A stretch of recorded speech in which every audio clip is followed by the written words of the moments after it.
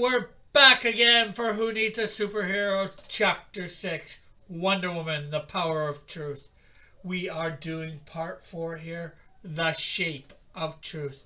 I hope you are enjoying this. I'm loving to bring this to you. So here we go. Many people in our contemporary culture assume that the truth is subjective and situational. In other words, whatever I happen to believe is true for me, and whatever you choose to believe is true for you. In that way of thinking, truth is soft clay we can shape to suit our particular preferences. No absolute standards exist. Everyone makes up his or her own truth.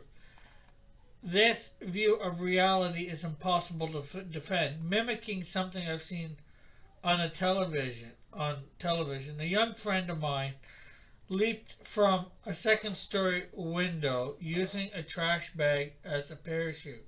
He wholeheartedly believed the black bag would float him gently to earth.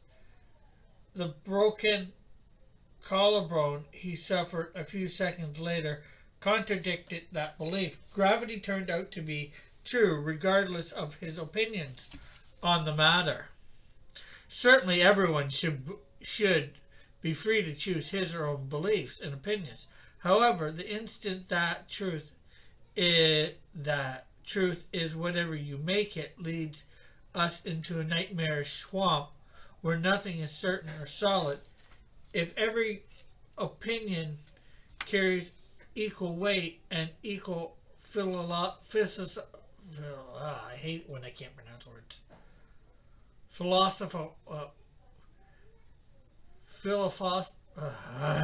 Every philosophy is equally valid, then truth is nothing more than the flavor of the month.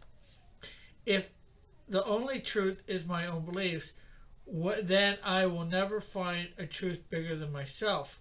To put it bluntly, truth can set us free, but opinions cannot.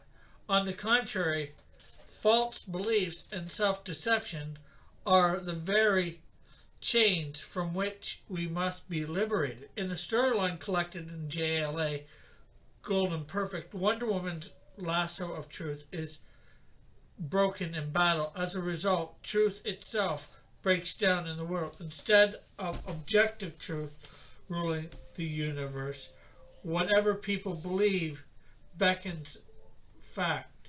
2 plus 1 equals 4. Some atomic particles misbehave. The sun revolves around the earth.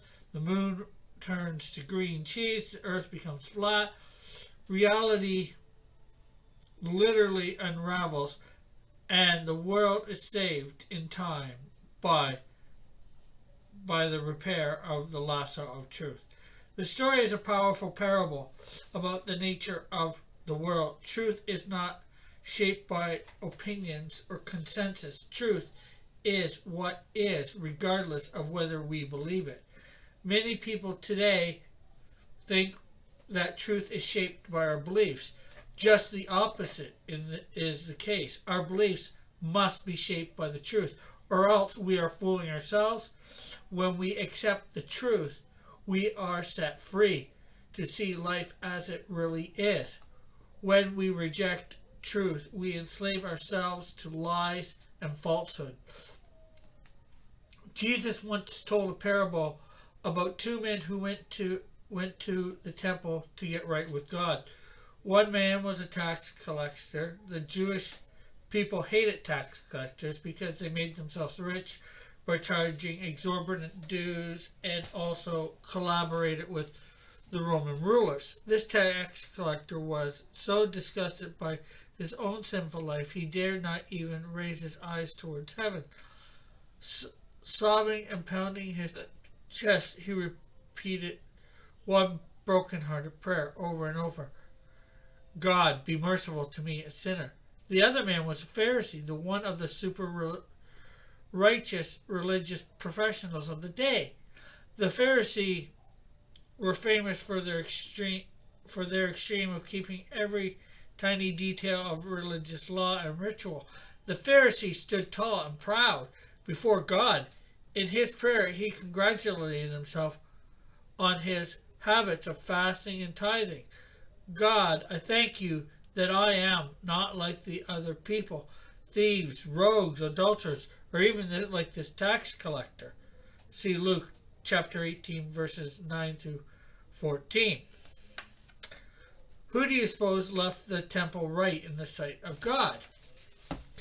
The tax collector, of course. The Pharisee remained wrapped up in the lie of his own perfection, unable to admit his need for forgiveness. The Pharisee didn't bother to ask for forgiveness. The tax collector, on the other hand, saw the truth about himself and asked for God's mercy. An early promotional cartoon shows a smiling Wonder Woman gleefully shattering heavy chains, bearing labels like prejudice and man's superiority.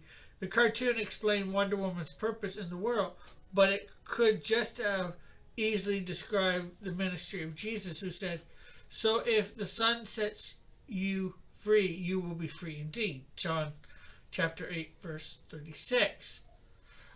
Jesus sets us free by showing us the truth. Jesus himself describes his mission this way: "For this is the reason I was born. For this is the reason I came into the world, to testify to the truth." John chapter 18, verse 37. Another crucial question confronts us at this point. Which truth does Jesus have in mind? The truth of Jesus offers us is like a coin with two faces. On one hand, Jesus unveils the truth about who we are. On the other hand, Jesus also opens our eyes to the truth about who we can become if we have eyes to see and ears to hear. Jesus reveals the whole truth about ourselves, both the selves we are and the selves God calls us to be. And that is the end of part 4. Thank you for tuning in.